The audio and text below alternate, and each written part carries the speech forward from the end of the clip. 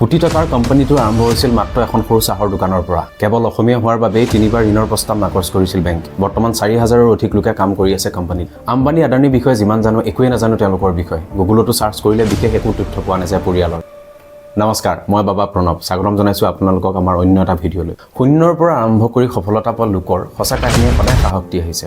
নলবাৰী জিলাৰ বৰনদীত জন্ম লাভ কৰা সুনন্দৰাম ডেকাৰ কাহিনী এয়া, যাক আমি SRD বুলি জানো। আম্বানী আদানীৰ বিষয়ে আমি যিমান জানো একোৱে নাজানো তেওঁলোকৰ বিষয়ে। গুগলতো সাৰ্চ কৰিলে বিশেষ একো তথ্য পোৱা নাযায় পৰিয়ালৰ। মূলসুঁতিৰ সংবাদ মাধ্যমসমূহৰ ভিডিঅ'সমূহতো চালোঁ, বিশেষ সাক্ষাৎকাৰ ক'তোৱে দেখা নাপালোঁ। হয়তো প্ৰচাৰ বিমুখো হ'ব পাৰে SRD গ্ৰুপ।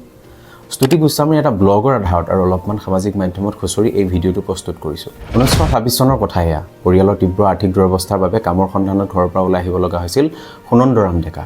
নলবাৰীৰ পৰা মঙলদৈ পাইছিলগৈ। ঠিকাদাৰ জগবন্ধু দাসৰ ঘৰত ঘৰুৱা সহায়ক হিচাপে কিছুদিন কাম কৰিছিল। তাৰ পাছত PWDৰ SDO দেৱেন ভট্টাচাৰ্যই 11 টকাৰ দৰমহাৰ চাকৰি এটা দিছিল। দেৱেন ভট্টাচাৰ্যই মঙলদৈৰ পৰা শিলচৰলৈ বদলি হৈ যাওঁতে সুনন্দৰাম ডেকাকো লগত নিব খুজিছিল, কিন্তু নগ'ল। মনত এটা সপোন আৰু ডাঙৰ পৰিকল্পনাই বাহান হৈছিল। চাকৰি কৰি থকাৰ লগতে অফিচ ছুটিৰ পাছৰ সময়খিনি যাতে এনেই নাযায় তাৰ কাৰণে এখন চাহৰ দোকানত কামত সোমায়। চাহ দোকানৰ মালিক মহেন্দ্ৰ দাসে মাহে 3 টকাকৈ দৰমহা দিছিল। দোকানখনত বঙালী কৰ্মচাৰীসকলে মিঠাই প্ৰস্তুত কৰিছিল। সুনন্দৰাম ডেকাই কম সময়ৰ ভিতৰতে মিঠাই, বিস্কুট আৰু ব্ৰেড বনাবলৈ শিকি লয়। 4 বছৰৰ পাছত চাকৰি বাদ দি 1931 চনত নিজাকৈ এখন চাহৰ দোকান আৰম্ভ কৰে। চাহৰ দোকানখনত বহু লোকৰ সমাগম হৈছিল।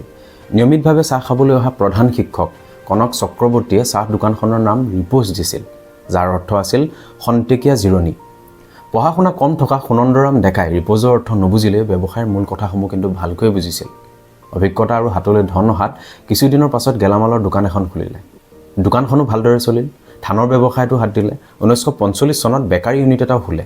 অভিযন্তা কুঞ্জ মজুমদাৰৰ পৰামৰ্শত চৰকাৰী ঠিকা কামো আৰম্ভ কৰে আৰু কম সময়ৰ ভিতৰতেই সৎ আৰু সফল ব্যৱসায়ী হিচাপে পৰিচিত হৈ পৰে সুনন্দৰাম ডেকা। বয়স বাঢ়ি অহাৰ লগে লগে ব্যৱসায় কামত সময় কম হৈ আহে সুনন্দৰাম ডেকাৰ। পুত্ৰ অনুপম ডেকাই 1985 চনত বাণিজ্য শাখাত স্নাতক সম্পূৰ্ণ কৰি পৰিয়ালৰ ব্যৱসায়ত যোগদান কৰে। নতুন চিন্তা আৰু ন উদ্যমেৰে পৰিকল্পনা কৰে ৰিপ'জক আৰু আগুৱাই নিবলৈ। আগ্ৰহ কৰে মঙলদৈত ৰুলাৰ ফ্ল'ৰ মিল এটা খুলিবলৈ। প্ৰকল্প এটা প্ৰস্তুত কৰি ঋণৰ বাবে আবেদন কৰে আছাম ইণ্ডাষ্ট্ৰিয়েল ডেভেলপমেণ্ট কৰ্পোৰেশ্যনত, চমুকৈ AIDC। কিন্তু 3বাৰকৈ তেওঁ আবেদন নাকচ কৰে। খবৰলৈ গম পাই অসমীয়া হোৱাৰ বাবে তেওঁ প্ৰকল্পটো নাকচ কৰা হৈছিল। জানোচা সময়মতে ঋণ পৰিশোধ কৰিব নোৱাৰে। যোগ্যতাৰ ওপৰতো প্ৰশ্ন কৰিছিল। সেই সময়ত বেছিভাগ ফ্ল'ৰ মিলৰ গৰাকী পাঞ্জাবী আৰু মাৰোৱাৰী আছিল। বাৰে বাৰে নাকচ কৰাৰ পাছত সেই সময় AIDCৰ কমিশ্যনাৰ সুভাষ দাসক লগ কৰি সকলোখিনি পৰিকল্পনাৰ কথা বুজাই কয় অনুপম ডেকাই। অৱশেষত 50 লাখ টকাৰ ঋণটো লাভ কৰে SR ডেকা এণ্ড প্ৰাইভেট লিমিটেডৰ নামত। 1989 চনত ফ্ল'ৰ মিলটো কামৰ শুভাৰম্ভ হয়। 1945 চনত সুনন্দৰাম ডেকাৰ দিনতে আৰম্ভ কৰা বেকাৰী ইউনিটটোত 50 বছৰ পাছত 1995 চনত আধুনিক যন্ত্ৰপাতি সংযোগ কৰে দ্বিতীয় প্ৰজন্মই। পূৰ্বতে সকলোখিনি কাম হাতেই কৰা হৈছিল। পাছত বেকাৰী ইউনিটটো ফ্ল'ৰ মিল ক্ষেত্ৰলৈ নিয়া হয়। সেই সময়তে সুনন্দৰাম ডেকাৰ পত্নী সুমিত্ৰা ডেকাৰ নামত মাৰ্কেট কমপ্লেক্স এটা আৰম্ভ কৰে। গুণগত মানদণ্ডৰ বাবে ৰিপ'জৰ উৎপাদিত সামগ্ৰীসমূহৰ চাহিদা বৃদ্ধি পাবলৈ ধৰে। গুৱাহাটীৰ পাঞ্জাবাৰীতো আধুনিক যন্ত্ৰপাতি এটা নতুন ইউনিট খোলে। পুনৰবাৰ 45 লাখ টকাৰ ঋণ লয় পাকজ্যোতি গাঁৱলীয়া বেংকৰ পৰা। আশংকা কৰিছিল সঘনাই ঋণ লোৱাৰ বাবে। ভয় খাইছিল বহুতে ৰিপ'জৰ ব্যৱসায়িক সিদ্ধান্তসমূহৰ বাবে। আনে ভাবিবলৈ ভয় কৰা কোনোদিনে নেদেখা সপোনবোৰ ক্ৰমে বাস্তৱ হ'বলৈ আৰম্ভ কৰিছিল। আৰম্ভ কৰে ৰিপ'জ ফুডছ প্ৰাইভেট লিমিটেড 2000 চন। পাছৰ বছৰতে অন্য সম্ভাৱনা দুৱাৰমুখত ৰৈ আছিল SRD গ্ৰুপে নজনাকৈ। হৰলিক্সৰ পাউচ পেকেজিং ইউনিট এটা Glaxo Smith Kline consumer health care লিমিটেডৰ সহযোগত অসমত উৎপাদনৰ দায়িত্ব দিব খুজিছিল কোনোবা এটা কোম্পানী।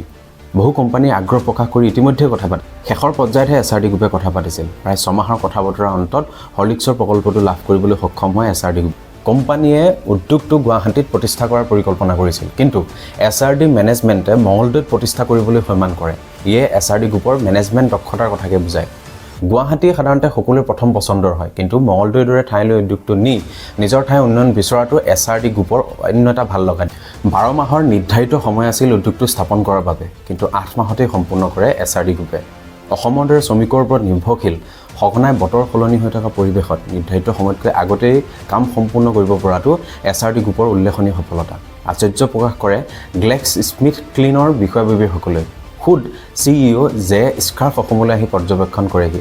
প্ৰশংসা কৰে গ্লেক্স স্মিথ ক্লিনৰ ইতিহাসত নিৰ্ধাৰিত সময়ৰ পূৰ্বে কোনো উদ্যোগ সাজু হৈ উঠা নাছিল। এয়া আৰম্ভণিহে আছিল আন্তঃৰাষ্ট্ৰীয় কোম্পানীৰ সৈতে সংযোগ স্থাপনৰ।